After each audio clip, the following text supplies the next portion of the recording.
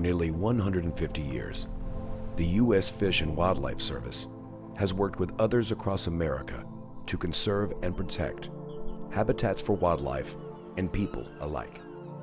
The devastating Deepwater Horizon oil spill killed 11 men, caused damage to open waters, wetlands, wildlife, and killed huge numbers of animals across the Gulf, including over 100,000 birds. Now, with funds provided primarily by BP, we are working with the affected Gulf states, other agencies, and the public to repair the damage of this and other ecological harm throughout the past century. After the BP oil spill, the way you really improve the health of the Gulf is through freshwater inflows. And the 138,000 acre Cheniere Marsh that Jefferson County is home to does a whole lot to filter waters. That marsh is a recreational dreamland for fishermen, hunters, bird watchers.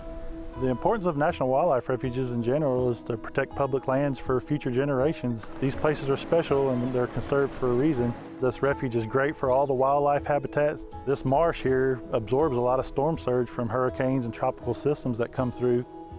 The beach nourishment project is vital to the refuge and keeping the 60,000 acres that we have in a manageable position. We had areas where saltwater had come in, and we've seen areas that were degraded from that.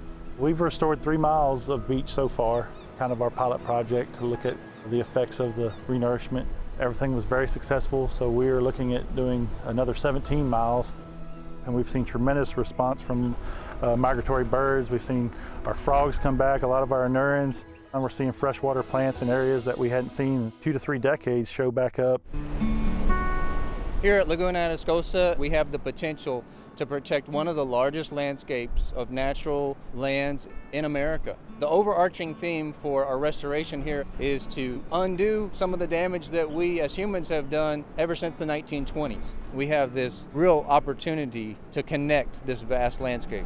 Land acquisition at Laguna Atascosa is so important, not just for ocelots, not just for Aplomata falcons, but it's also for the American people to enjoy. Well, Laguna Atascosa currently has about 100,000 acres of native habitat. This type of vegetation is essential for some species such as the endangered ocelot, Aplomata falcon. There are 9 federally threatened or endangered species that depend on Laguna Atascosa for their survival.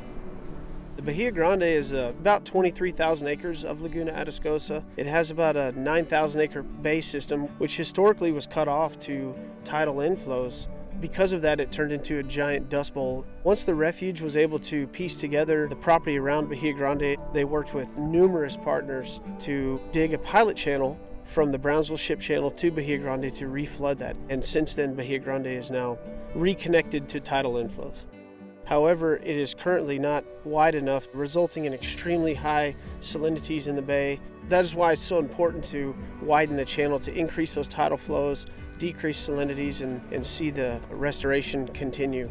So upon reflooding, these islands essentially became islands again, and the colonial waterbirds began re-nesting. So we have a vast number of species that nest there, most of which are actually of concern and in decline. You know, the reason we should care about our endangered species, they are an indication of our environment and how well we're taking care of it and how well we're looking after it. Letting these species drop off the face of the earth just leads to us letting other species drop off the face of the earth. And in doing so, we have to realize that there's a reason for it, and it's typically loss of habitat.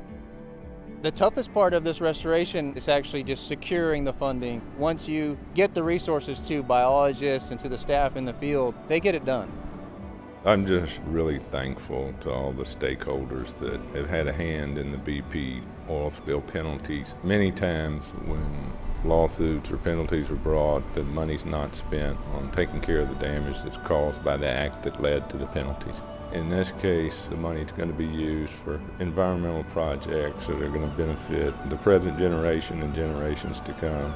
It's a beautiful story to tell, in my opinion, because out of something that happens that's not ideal, there's always a way or an opportunity to improve and make something good out of it.